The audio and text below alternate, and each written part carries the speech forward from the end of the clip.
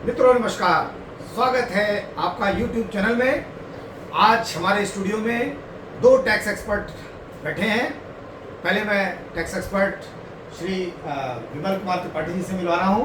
विमल कुमार त्रिपाठी जी का लगभग 10 सालों का टैक्स प्रैक्टिस का TDS का बड़ा अच्छा अनुभव है और साथ ही हमारे साथ हम इन्हें टैक्स विजार्ड भी बोलते हैं। श्री अजीत कुमार जी भी हैं, आप भी टैक्स एडवोकेट हैं, आपका भी 10 साल का पूरा टैक्स का विभिन्न टेक्निकल मामलों का एक्सपीरियंस है।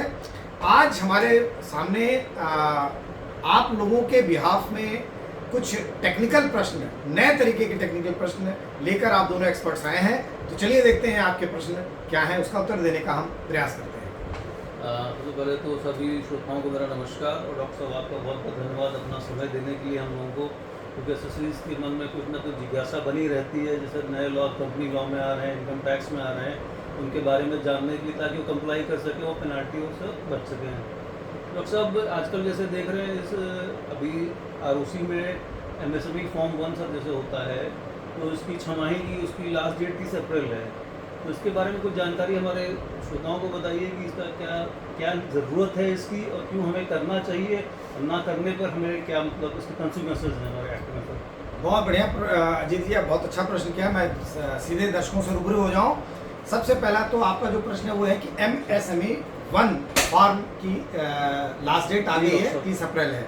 तो मैं बता दूं, भारत में स्थित जितनी भी कंपनियां हैं जो कि कंपनीज एक्ट में रजिस्टर्ड हैं, उनको ये उनके लिए फॉर्म डिज़ाइन किया गया है। MSME फॉर्म, जैसा आप नाम से ही समझ पा रहे हैं, MSME लिखा हुआ है, तो MSME एक्ट को इन्फोर्समेंट देने के लिए फॉर्म डिज़ाइन किया गया है। और MSME 1 फॉर्म जो है ये 6 मंथली बेसिस पे फाइल होगा। तो जो पहली 6 मंथ है उसका और जो दूसरी 6 मंथ है उसका रिटर्न फाइल होगा। तो जैसे अप्रैल से लेकर सितंबर तक पहली छमाही आती है, इसका रिटर्न फाइल करने की डेट है 31 अक्टूबर, और जो दूसरा छमाही है अक्टूबर से लेकर मार्च तक का, उसकी लास्ट डेट है 30 अप्रैल। तो जाहिर सी बात है, अब हमारे सामने आ रहा है 30 अप्रैल 2024। तो 30 अप्रैल 2024 में भारत में स्थित सारी कंपनियां अपना 1 अक्टूबर 2023 से लेके 31 मार्च 2024 तक का डिटेल फाइल करेंगी। MSME 1 फॉर्म में बेसिकली ये पूछा गया है या ये फर्निश करना है कि आप कौन से ऐसे सप्लायर हैं जिनका कि आपने 45 दिन से ऊपर का पेमेंट किसी भी कारण से रोका है। तो ऐसे सप्लायर्स का अमाउंट पैन वाइज आपको इंडिविजुअली आपको वहाँ पे फॉर्म MSME पर बता दिए कि इसमें क्या क्या डिटेल देनी होगी, ताकि हमारा वो भी जी। तो इसमें आप सप्लायर की डिटेल में सप्लायर का पैन, सप्लायर का नाम, सप्लायर का पैन, और सप्लायर को जितना अमाउंट 45 दिन के बियॉन्ड अक्टूबर 23 से लेके मार्च 2024 के बीच में ड्यू था, 45 दिन के बियॉन्ड, उसका आप उल्लेख करेंगे। पार्टी वाइज करेंगे इसमें, ठीक है, उल्लेख करेंगे। और साथ ही जिनका पेमेंट आपने रोका उनके लिए ही ये फॉर्म डिजाइन है। साथ में इसी फॉर्म में एक कॉलम दिया है कि किस रीजन से रोका, वो रीजन भी आपको वहाँ पे बोनाफाइडली आपको वहाँ पे डालना है और ROC को सूचित करना है। अगर आप इस फॉर्म को नहीं भरते हैं या इसमें आप गलत इंफॉर्मेशन दे देते हैं, तो ऐसे में कुछ पेनल्टीज भी आपको ROC इम्पोज करेगा। इसके लिए कंपनीज एक्ट की धारा 405 में डिफाइन कर दिया गया है। धारा 405 यानी कि सेक्शन 405 सब सेक्शन 4 में डिफाइन कर दिया गया है कि अगर आप इस छमाही स्टेटमेंट को भरने से चूक करते हैं तो कंपनी को पहले तो 20,000 रुपये की स्टेट फॉरवर्ड पेनल्टी लग जाएगी। और अगर आपका ये जो डिफ़ॉल्ट है फॉर नॉन फर्निशिंग और रॉन्गली फर्निशिंग, और ये कंटिन्यू करता है, तो इसमें पर डे की 1,000 रुपये की इसमें आपको पेनल्टी और बढ़ जाती है। और ये टोटल एक क्वांटम बताता है 3 लाख रुपये कि ये जो 20,000 रुपये और 1,000 रुपये पर डे की पेनल्टी है, that should not exceed to any extent 3 lakh rupees. तो जो 3 लाख रुपए की एक पेनल्टी लगाने की बात ROC कर रहा है, वो इस केस में कर रहा है कि अगर 6 माही आधार पे इस रिटर्न को आप टाइम से फाइल नहीं करेंगे। तो डॉक्टर साहब इसमें मुझको जो लगता है, या मेरे जैसे और भी प्रैक्टिशनर को लगता है कि इसमें ये मीडियम और स्मॉल और माइक्रो वालों को ये पेमेंट प्रमोट कर रहे हैं या बिजनेस प्रमोट कर रही है गवर्नमेंट, या जो लोग संस्थाएं, बड़ी संस्थाएं जानबूझकर पेमेंट लेट करती हैं, क्या उस पर नकेल कस रही है? बिल्कुल। वर्किंग कैपिटल देखिए, अजीत सर, जब से कोरोना आया तब से भारत में थोड़ा सा वर्किंग कैपिटल का जो फ्लो था वो बड़ी बड़ी ऑर्गेनाइजेशन से लेके छोटे ऑर्गेनाइजेशन सब जगह कहीं ना कहीं डिस्टर्ब हुआ। तो इस जो कोरोना का जो इम्पैक्ट हुआ, जो कैस्केडिंग इफेक्ट कोरोना का अभी तक चल रहा है, इसमें जो बेसिकली लोगों के ऊपर जिनके ऊपर मार पड़ी वो बिल्कुल छोटे लोग थे, माइक्रो स्तर के थे, स्मॉल काफी जो कंपनी जिनके हाँ जिनके लोग कंपनियां भी बंद भी हुई। तो ऐसे लोगों के अंदर जो वर्किंग कैपिटल इनकी बनी रहे, जब कोई इनसे कोई आइटम खरीदता है और इनका पेमेंट रोक लेता है तो उनको बड़ा कष्ट होता है, इनकी अगली साइकिल रुक जाती है पेमेंट की, क्योंकि इनको उधार देने वाला कोई नहीं है। ये अपनी मेंटल स्किल से रॉ मटेरियल को कलेक्ट करके फिर वो प्रोडक्शन करते हैं, ठीक है, और फिर वो प्रोडक्शन करके मार्केट में बेचते हैं। तो ऐसे में प्रोडक्शन साइकिल इनकी बनी रहे, इसलिए आयकर अधिनियम और एमएसएमई एक्ट और कंपनीज एक्ट तीनों को एक साथ कंबाइन कर दिया गया। और एमएसएमई एक्ट 2006, कंपनीज एक्ट 2013 और income tax act 1962 latest amendment करके धारा 43(b)(h) के द्वारा एक समायोजित ऐसा सेक्शन बनाया गया कि जिसमें अब कोई भी व्यक्ति स्मॉल और माइक्रो इंटरप्राइजेस की पेमेंट को 15 दिन या मैक्सिमम 45 दिन से अधिक रोक नहीं सकता। मुझे ऐसा लगता है कि हमारे साथी विमल जी कुछ 43(b)(h) के बारे में जानना चाह रहे हैं। जी। विमल जी, आप डॉक्टर साहब से सवाल करें। सर, आपने अच्छा बताया एमएसएमई और फॉर्म 1 के बारे में। इसमें से इनकम टैक्स एक्ट है 43(b)(h), इसमें कौन कौन लोग इसको फाइल कर सकते हैं, कौन नहीं कर सकते हैं? थोड़ा सा कन्फ्यूज़न इसमें लोगों को ज़्यादा है, तो थोड़ा सा इस पर प्रकाश डालें तो अच्छा रहेगा। बहुत बढ़िया प्रश्न पूछा है जी ने। दो प्रश्न एक साथ कंबाइन कर लिए इन्होंने। जी। इन्होंने पूछा कि एमएसएमई 1 कौन फाइल नहीं करेगा जी।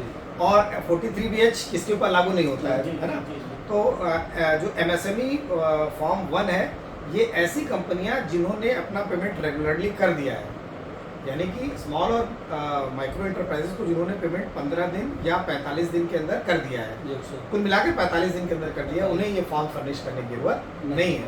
इट मीन्स अजीत विमल जी कि जो कंपनी इस फॉर्म को नहीं भर रही है, स्यू मोटो ये मान लिया गया आरओसी द्वारा कि उन्होंने अपने सारे क्रेडिटर्स का पेमेंट जो स्मॉल वाले थे 45 दिन के अंदर कर लिया। ठीक है, पहली बात तो ये हो गई। दूसरी बात आपने पूछा जो 43(b)(h) की बात की, इस सेक्शन में 4 तरह के लोग हैं जो कवर नहीं होते हैं।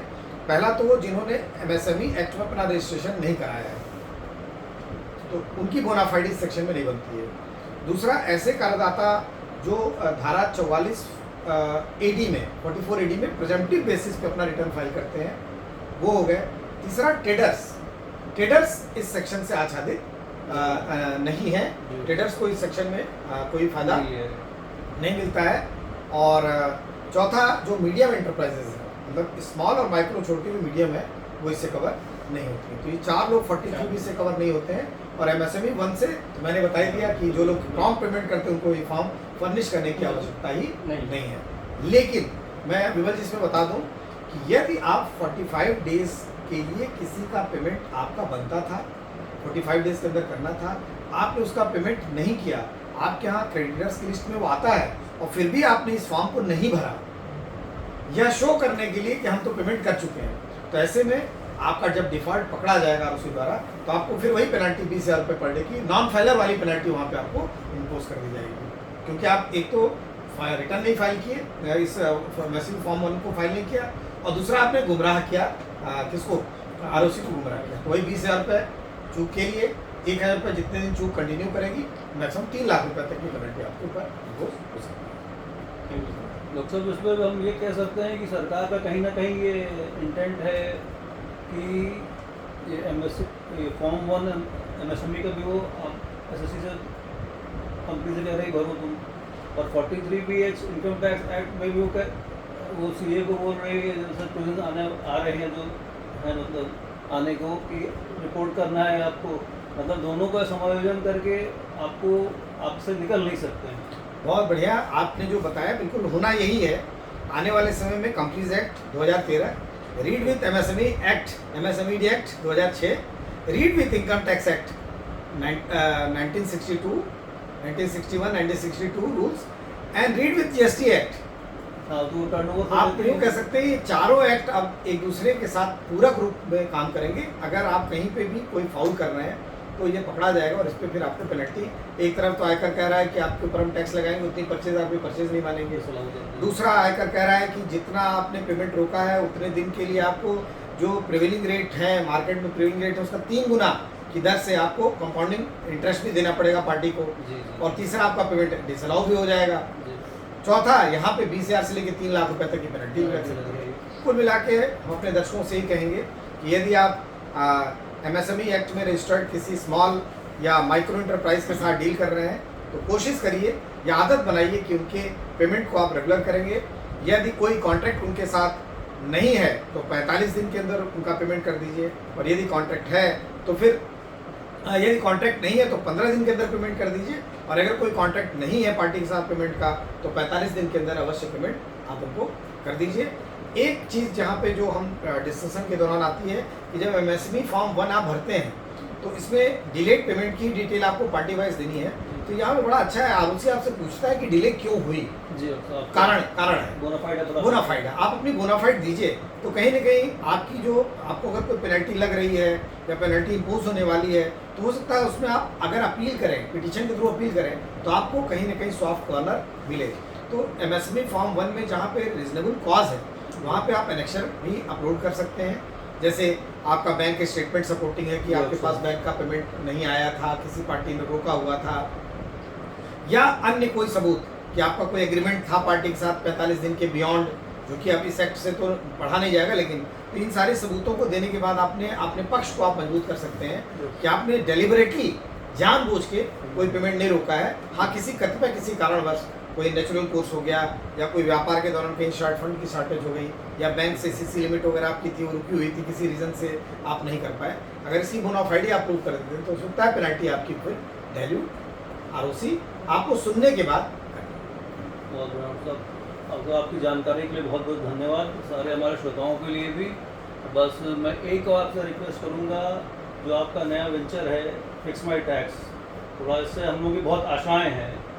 और मतलब SSC के अंदर ये है कि डॉक्टर साहब के पास जब भी हम आते हैं या मैं भी आता हूँ या अभिमान जी भी आते हैं तो हमको किसी भी टैक्स की समस्या का बहुत अच्छा समाधान मिलता है और मतलब गवर्नमेंट ओरिएंटेड कंप्लायंस भी हमको मिलता है।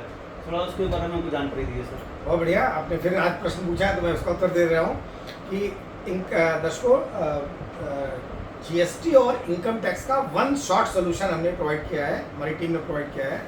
www.fixmytax.in ये वेब पेज है, बड़ा कॉम्प्रहेंसिव वेब पेज है, और ये वेब पेज वहाँ से शुरू होता है जहाँ पे इनकम टैक्स की वेबसाइट और GST डिपार्टमेंट की वेबसाइट आपको सपोर्ट या असिस्ट करना बंद करती है।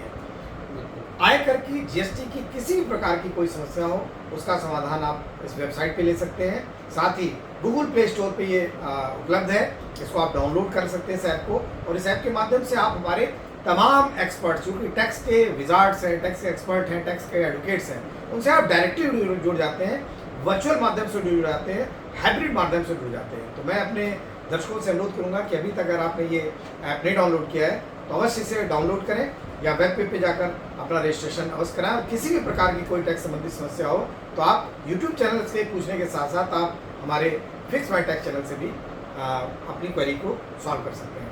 आज हमारे स्टूडियो में अजीत सर आप आए, विमल सर आप आए, आपका बहुत बहुत धन्यवाद। और मैं अपने दर्शकों को नवरात्रि, कल से नवरात्रि शुरू हो रही है तो नवरात्रि की ढेर सारी शुभकामनाएं दे रहा हूँ।